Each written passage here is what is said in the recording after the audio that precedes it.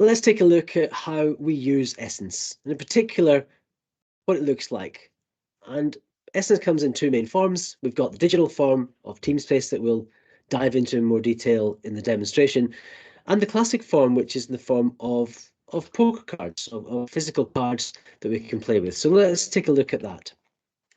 So you remember that Essence is a standard, and we use that standard to create an ecosystem of practices.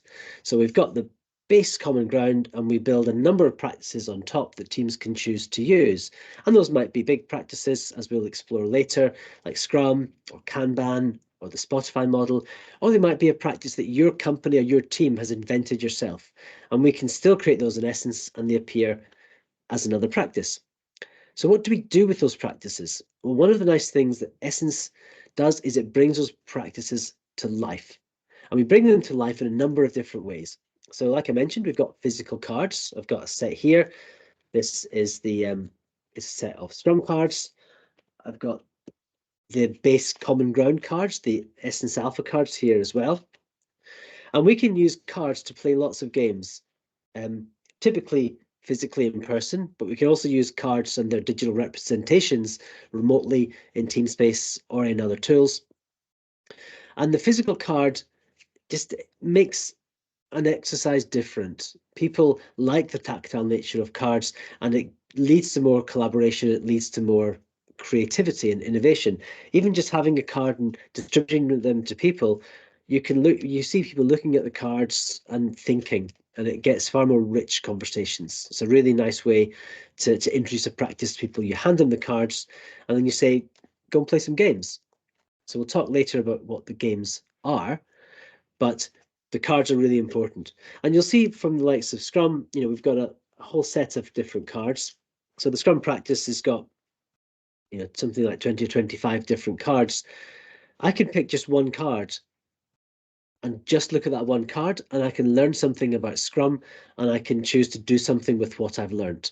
And that's another really powerful part of the card form factor, is it lets me demystify a practice by looking at its individual elements. The cards also embody some of the language that we'll talk about later. So aside from the physical cards, we've got the tooling, which allow you to digitally play many of the same games, if not all the same games you can play with physical cards, but they also bring an extra level of richness. You can capture a lot more data. You can store things.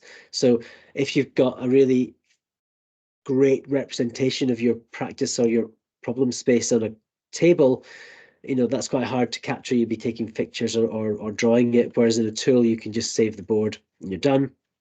And you've also got the ability to track things like state that we can talk about later. So the tooling is quite an important way to really get to grips with Essence. And again, it allows you to, at your fingertips, remind yourself of what a practice is about.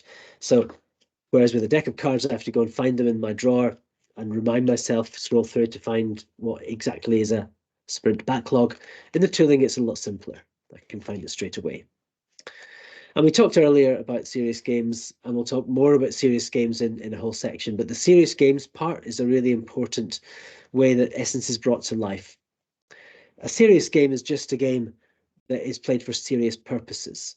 I'll talk more about that later. But for example, it allows you to understand and practice better. It allows you to find problems in your way of working. It allows you to have a more rich brainstorming session to create ideas or find stories or use case slices or whatever. And it's a way of dialing up the engagement of your team, the collaboration of your team, and that gets you better results, more creative answers, and more innovation. So there's a whole range of benefits that gameplay and serious games bring to your team effectiveness. And then once we've got our practices, we can customize them. We can create new elements. We can give more detail that's important to us. We can bring in things that aren't in a defined practice, but we know are important. And then we want to continually improve how we work. It's a very naive team that says, I can't improve. And Essence gives you lots of tools, some of those types of game that allow you to properly understand where you are, find ways to improve, capture those actions, and then iteratively make your team better. And with many of the practices, there's never an end point. You're never going to get to the point where you are as good as you can be at a given practice, because typically things don't stay still. The problems we're solving change, the skills and competence of our team changes, the detail of our solution changes, and that all might affect the right mix of practices and methods and customizations that are right for us. So it's important that we keep doing that continuous improvement.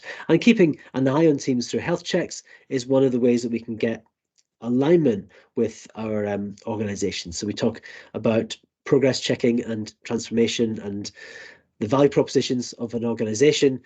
Alignment comes into all those three areas, and this is one way that Essence helps enable that alignment in how you use it. So there's a very quick spin around how we use Essence. The cards, the digital tools, the ability to make things bespoke and to tailor it, and then how do we continually improve.